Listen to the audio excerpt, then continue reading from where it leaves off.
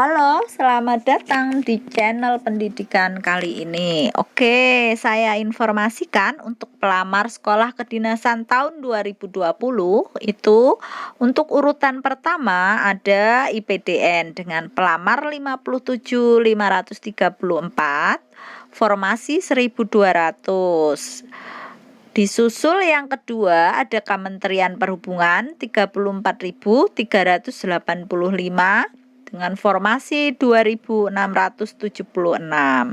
Nah, dengan formasi dan pelamar yang cukup banyak, tentunya kalian itu harus bersaing lebih keras lagi untuk belajar untuk mendalami soal-soal SKD. Jika nanti soal SKD ini kalian lolos dengan nilai yang tinggi, karena kan tidak hanya lolos aja. Kalau misalnya cuma lolos passing grade aja, kalian tidak masuk di perankingan, itu tidak bisa maju ke tahap selanjutnya ya. Jadi usahakan nilai yang kalian peroleh itu lebih maksimal atau di atas passing grade, itu pesan saya ya. Nah, untuk kali ini silahkan menyimak belajar TKP dengan menganalisis, memahami, dan semakin banyak berlatih untuk membaca dan memahaminya. Oke, sudah siap untuk belajar?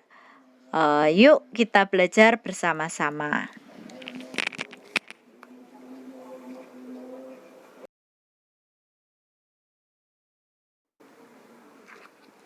Soal selanjutnya.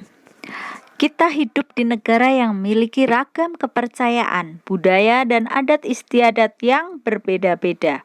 Di perusahaan Anda sendiri terdiri dari orang yang berbeda latar belakang. Banyak karyawan Muslim yang mengeluhkan sulitnya beribadah karena ketersediaan tempat atau pada jam untuk beribadah mereka harus tetap bekerja. Sikap Anda: A. Memfasilitasi tempat untuk beribadah mereka di lingkungan perusahaan.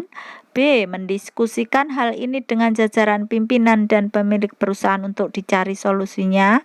C. Karena pemilik perusahaan seorang non-muslim, maka untuk itu sudah menjadi aturan yang harus dipatuhi karyawan. D. Memberikan kebijakan yang bersifat toleran kepada karyawan. E. Bersifat toleran dan menyediakan semua fasilitas ibadah karyawan. Jawaban yang paling tepat adalah B.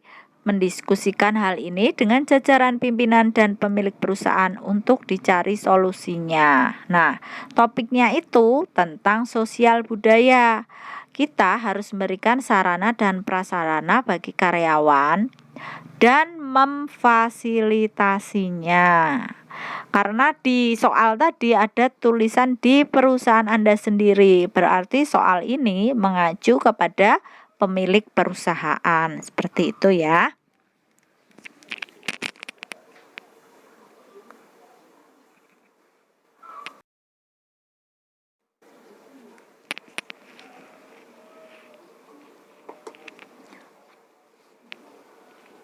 Soal selanjutnya.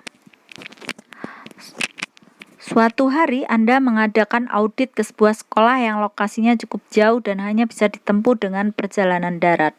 Di tengah perjalanan, mobil yang Anda bawa mengalami kecelakaan, padahal mobil tersebut adalah mobil pinjaman.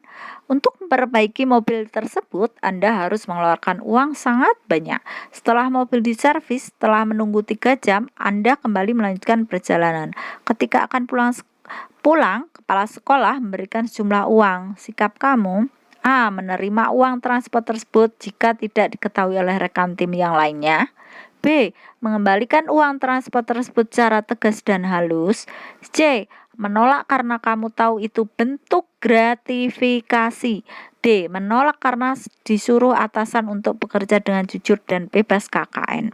E. Marah karena kepala sekolah terus berusaha untuk menyogok. Nah, untuk soal yang ini tentang integritas ya. Kita diuji kejujurannya. Kita harus berpegang teguh pada prinsip tidak mudah terpecah antara tindakan, sikap, dan perbuatan. Intinya untuk soal integritas ini kita menolak yang namanya KKN, korupsi, kolusi, gratifikasi, hadiah, itu sebisa mungkin kita tolak ya, untuk mencapai poin yang tertinggi.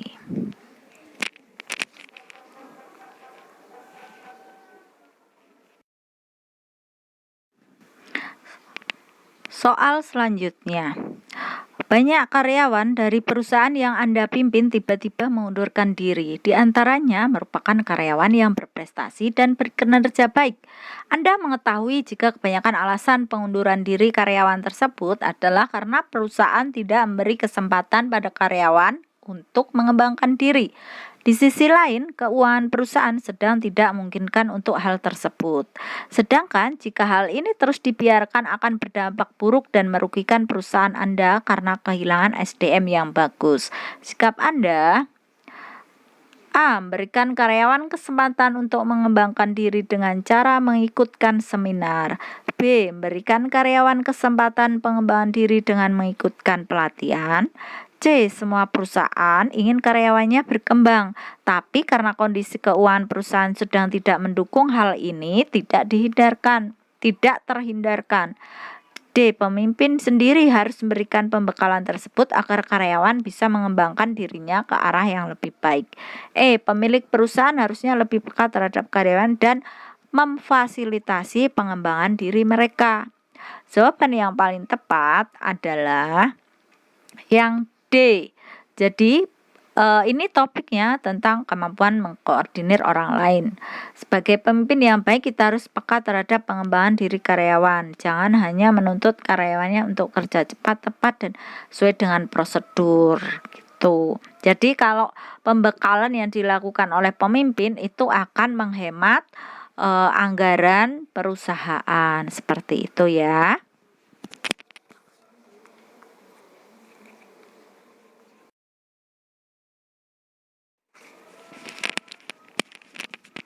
Soal selanjutnya, dalam dunia kerja Anda akan bertemu dengan orang-orang dari latar belakang yang berbeda.